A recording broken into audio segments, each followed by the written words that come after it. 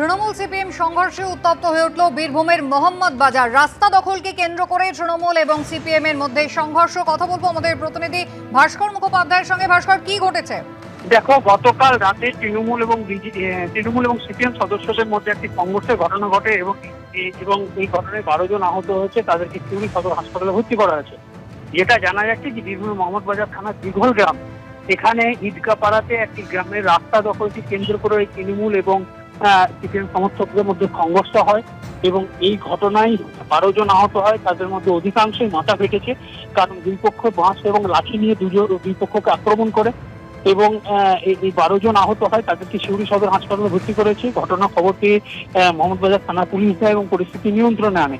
এটা পুলিশ সূত্রে জানা যাচ্ছে যে এই সংঘর্ষ এর আগেও হয়েছে একাধিকবার এবং মূলত গ্রাম দখলকে কেন্দ্র করে। কিন্তু গতকাল যেটা ঝামেলা হয়েছিল সেটা একটি গ্রামের ভেতর দিয়ে যে রাস্তা গিয়েছে, সেই রাস্তা নিয়ে একটা ঝামেলা চলছিল।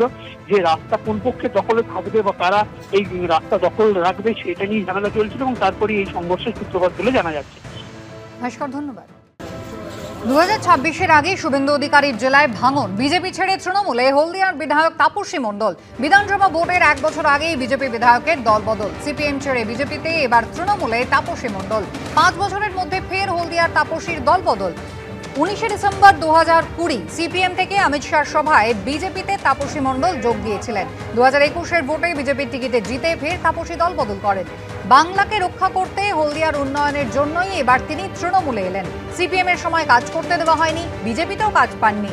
দলবদল করে এমনটাই দাবি করলেন হলদিয়ার বিধায়ক তাপসী মণ্ডল। বছর ঘুরলেই বিধানসভা নির্বাচন, তার আগে বড়সড় ধাক্কা খেল বিজেপি। খোদ শুভেন্দু অধিকারীর গড়েই বিজেপিতে ভাঙন ধরল। তৃণমূলে যোগ দিলেন হলদিয়ার বিজেপি বিধায়ক তাপসী মণ্ডল। সিপিএম বিজেপির পর এবার তিনি তৃণমূলে। সোমবার তৃণমূল ভবনে গিয়ে নতুন ইনিংস শুরু করলেন তাপসী মণ্ডল। তৃণমূলে যোগ দিলেন পূর্ব মেদিনীপুরের বিজেপির কোর কমিটির সদস্য শ্যামল মাইতিও।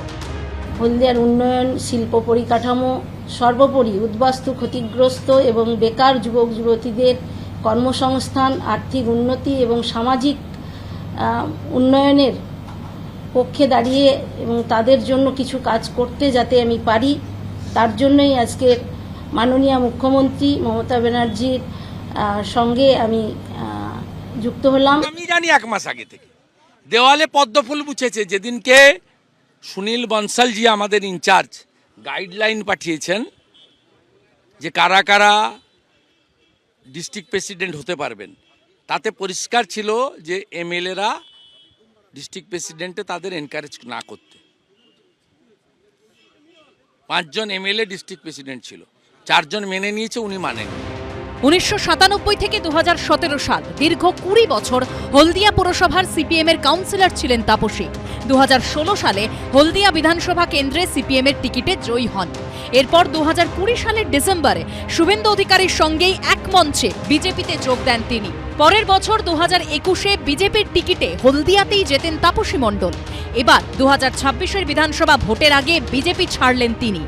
যেমন কৃষ্ণ কল্যাণীকে, যেমন বিশ্বজিৎ দাসকে হারিয়েছিলাম লোকসভায় দল বদলুদের, একইভাবে তাপসী মণ্ডলকে যদি তোলামূল প্রার্থী করে আমাকে কিছু করতে হবে না।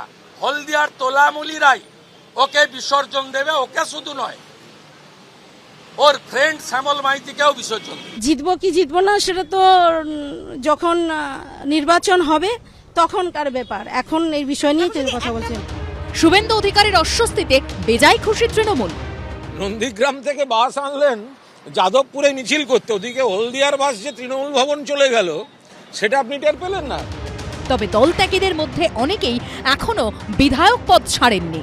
উজ্জ্বল মুখোপাধ্যায়, অনির্বাণ বিশ্বাস ও সত্যজিৎ বৈদ্যর রিপোর্ট, এবিপি আনন্দ।